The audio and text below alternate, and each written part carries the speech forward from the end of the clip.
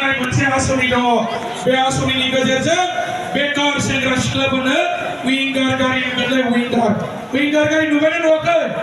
हाग्रामा साराना विंगार गारि नुबाय ना नुवाखै नुफेरथाराखै बै गोथां कालारनि विंगार गारियालाय मा जाखो बर'लेण्ड बास नुबाय ना नुवाखै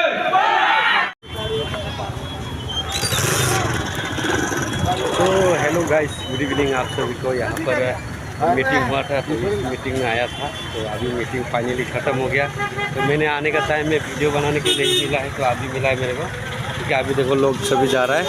तो यहाँ पर मालूम है आप लोग को, आप लोग वीडियो को देखते जाओ, मालूम हो जाएगा कौन आया था यहाँ पर। आप लोग देख सकते हैं अभी सभी लोग जा रहा है। देखिए कि मैं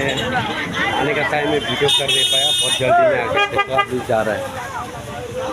तो आप लोग वीडियो को एंजॉय करते जाओ, देखते जाओ, आप लोग को मालूम पड़ेगा।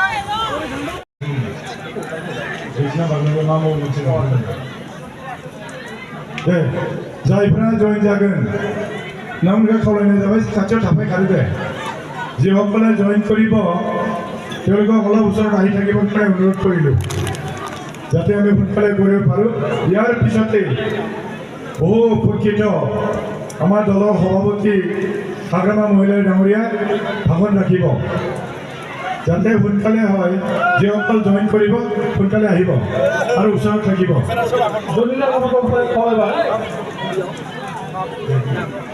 রিজনা বাংলার জেনারেল সেক্রেটারি বিজেপি মহিলা মোর্চা বিশ্বনিফাই বিভিন্ন দলের সভাপতি মোটারি ex speaker people joint action বিভিন্ন Rupashri Basumatary BJP supporter Lakshmi Narzary BJP supporter Lakshminath Narzary BJP supporter Leena Narzary BJP supporter Meena Goyari BJP supporter Leela Daimary BJP supporter Babita Basumatary BJP supporter Asharita Narzary BJP supporter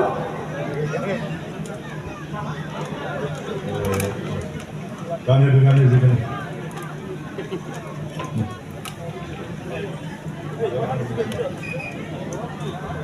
motion मुक्त 네, बबीता बसुमतारी बिथाङा बिजेपिनिफ्राय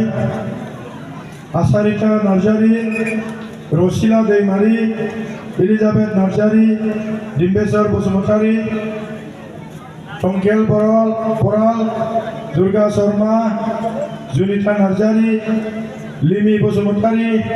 उर्मिला बसुमतारी राजुली नार्जारी रुपिला नार्जारी मिठुसेल खाख्लारी यूपीपीएल बिथाङा यूपीपीएलनिफ्राय जकिम नार्जारी बिथाङाबो यूपीपीएल जेम गयारी मेरेन्दा बसुमतारी बिथांमोना गासैबो यूपीपीएल जिसाई नार्जारी सुक्ता राभा बन्दा बसुमतारी सुमिरन नार्जारी बिदिन्था बाग्लारी राजा भूपेन यूपीपीएल मेम्बार आरो बिथांमोना कांग्रेसनि जागोन जुनाखि बसुमतारी सनालि गैला कांग्रेसनिफ्राय दं बुंथ' लिस्टआ माफोर गैला होजों लाबोदोंमोन ना आर'नाइ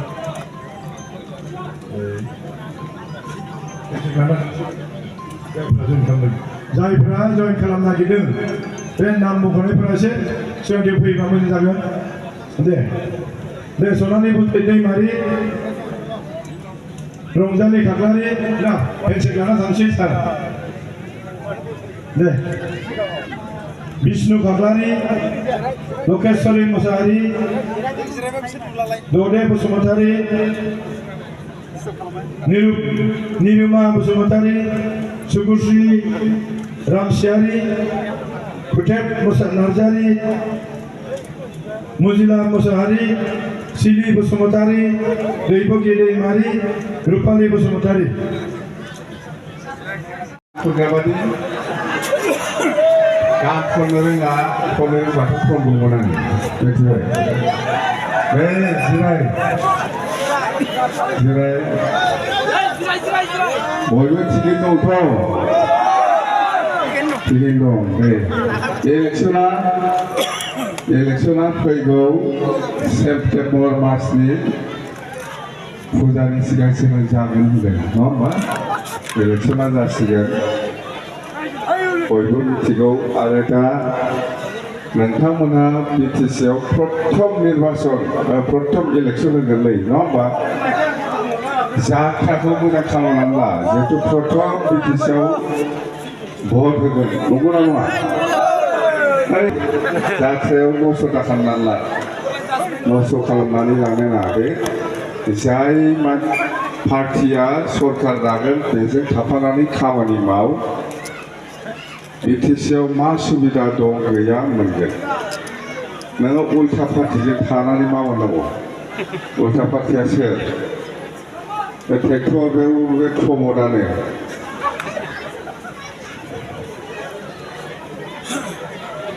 हानि पाट्टा नांगौना नाङा खोन्थादो हा नांगौबालाय माथो बे नांगोलानोसै सरकारा नांगोला दागोन नालाय दा नांगोलजों थायाबालानो नोङो उल्थाजों थानानै बोरै जागोन दे नङा होमबा जाय मानसिया जाय पार्टिया खामानि मावगोन बेजों थाफा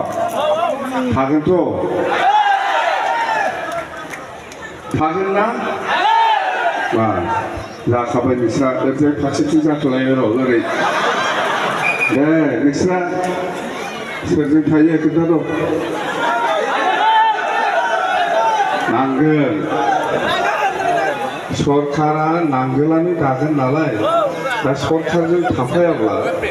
बबेबा जाय पार्टिया सरकार दाया बेजों थायोब्ला माबा मोनसे जागोन जेबोथ' जाया ओंखायनो आंनि खावलायनाय आङो बिसास खालामो नोंथांमोना जोंजोंनो थाफागोन जोंजोंनो थानानै खामानि मावगोन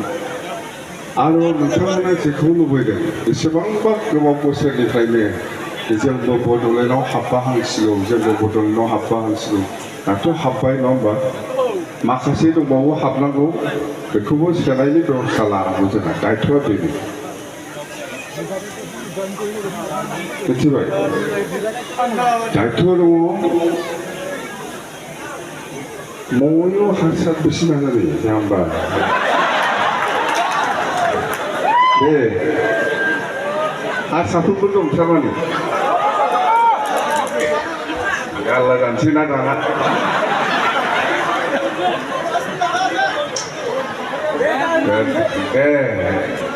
তারমানে আমি কৈছে কি বিপিএফ দলে যেহেতু সরকার বনাব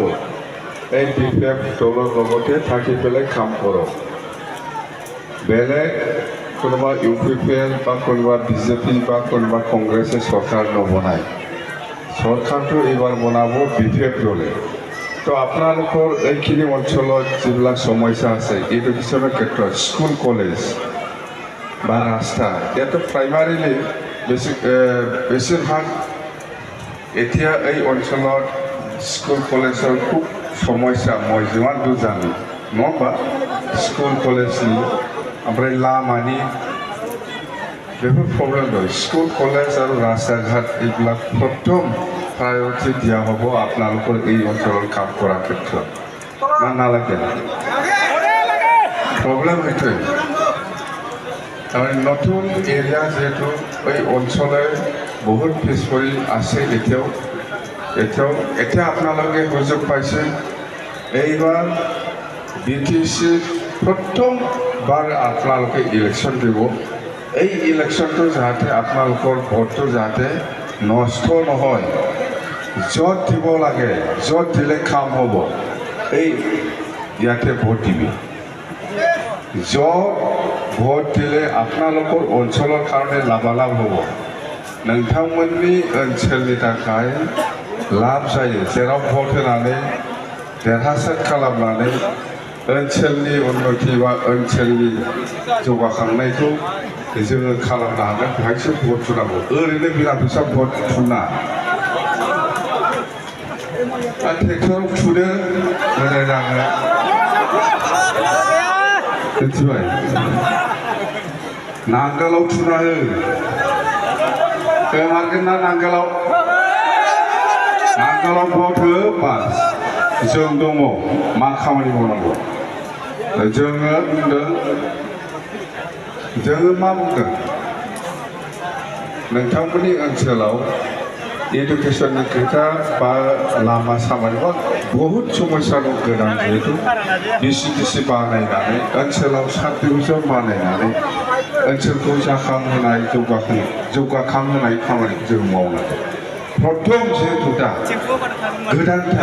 गोदानथार समाव जाथायावनो मोजां थाखायाबा बे गाज्रि थाना माबा मोनसे लाब जागोन नामा जाथाया मोजां जानांगौ होमब्लासो उनावबो मोजां जालांबाय थायो जाथायाखौ गाज्रि खालामनानै दाला दे मिथिबाय बर' नोंथांमोननि जिथु भट होगोन जाथायाखौ मोजां स्कुलनि कमिटि थायो जेनेबा बेवहाय स्कुलनि माखासे दरखास्त दं जोंनि स्कुला मोजां नङा बेखौ बानायनांगौ आरो इलेक्सना भटआ होग्रोदो देरहाहोग्रोदो मा स्कुल मा कलेज मा लामा मा दालां बेनो प्रथम प्रायरिटि बुजियोना बर'खौ बुजिदोंना मोजाङै मिथिला जायखिजाया दे समा बारा गैया साना हाबनोसै नङा होमबा थाब थांनांगोन एबार खेबसे फैगासेयाव हेलिकप्टारसो लाना फैगोन आङो हेलिकप्टारा नुबाय आथिं दंना गैया हेलिकप्टारखौ लाना फैसै एबाराव दे जागोन ना हेलिकप्टारजोंसो फैगोनलै दे सेकेन्ड आरोबाव इलेक्सन टाइमाव आङो फैगोन इलेक्सननि आगोल आं फैबावगोन हेलिकप्टार लाना फैनांगोन बहा बानांगौ बेयावनो मोजां नायदो हेलिकप्टारजों फैगोन आरो भटआ होआबा थाव भारा हरनांगोनलै खिन्थु मिथिबाय थाव सोनो फैसा नांगोन ना हेलिकप्टाराव दा थाव सोनो हायिनि थाखायनो लाबोनो हायाखै आं हेलिकप्टारखौ ओरैनो जिरायनानै दं दा जायखिया नंगौ थारमाने फैसा नांगोन ना बिराद दाम थावनि दामा हेलिकप्टारना नों मटर साइकेल बादि नङालै बिराद दाम लायो मिथिबाय नंगौना नङा नायदोब्रा फट' खेबना हरनो हेलिकप्टार फैना दंखायो थाव सोनो हायिखायसो आं लाबोनो हायाखै नेक्स्ट टाइम लाबोथारगोन जेरैखिजाया थैथार दे भटआ भटआ नांगोलाव हो देरहाहो बास नोंथांमोननि जिथु समस्या आं बुंबाय थादों खोब सिरियास गोदान जाथ्राखौ मोजां खालामनानै ला नोंथांमोना दे सरकारा खिन्थु बिपिएफखा आंबो बुंखायो बिपिएफआनो सरकार जागोन दे थेंक इउ नमस्कार थेंक इउ दे गभर्नमेन्टआ बिपिएफआनो जागोनलै लसथ' खालामनानै दाला जाथ्राखौ दे रायजोफोर जाथ्राखौ नस्थ' खालामनानै दाला जाथ्राखौ मोजांजोंनो जागाय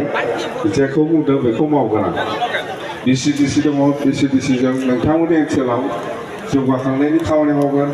स्कुल कलेजनि खोथा दं दरखास्त दं बेफोर गिदिर खोथा नङा सरकार फैगोन सरकारखौ जों दाखाबाय इलेक्सननि उनाव बानायनांगोन मिथिनाय मा स्कुल दं बेनि उनाव अलंबार स्कुल खयथाला अलंबार स्कुला थाला गैया माथो थाला होननाय खोनादों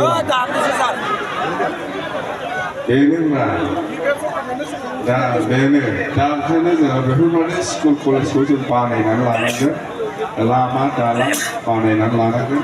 अर्थाथ जोंनि संसार जानायाव मा नांगौ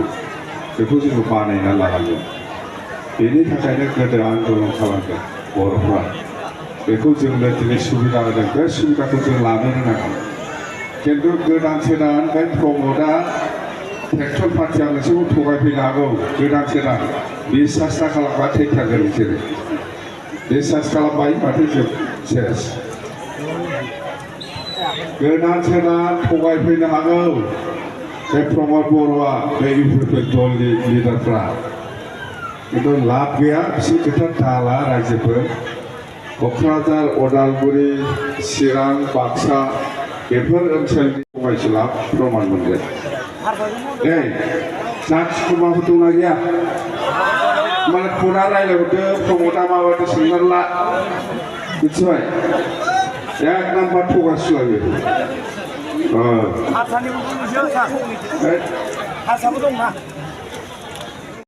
আকৌ আহিব চিন্তা কৰিব নালাগে আপোনালোকে নিজৰ যিটো বহুমূলীয়া ভোট এই ছেপ্টেম্বৰ মাহৰ যিটো নিৰ্বাচন হ'ব পূজাৰ আগে আগে ইয়াত যাতে আপোনালোকে নিজৰ যিটো মূল্যৱান ভোট এইটো যাতে নষ্ট নকৰে এইবাৰ বিপ্লৱে চৰকাৰ কৰিব আপোনালোকে ভুল নকৰিব আপোনালোকৰ এই অঞ্চলৰ শিক্ষা পালে বা ৰাস্তা পালে বা যিকোনো যি আপোনালোকৰ সমস্যাৰ সন্মুখীন হৈ আছে এইবিলাক সমস্যা আমি সমাধান কৰিব পাৰে আমাৰ ক্ষমতা আছে এই ক্ষমতাতে আপোনালোকক আমি যি কৰিব লাগে কৰি দিম বিশ্বাস ৰাখক এইখিনি কৈ মই আজি বিদায় লৈছোঁ দেই থেংক ইউ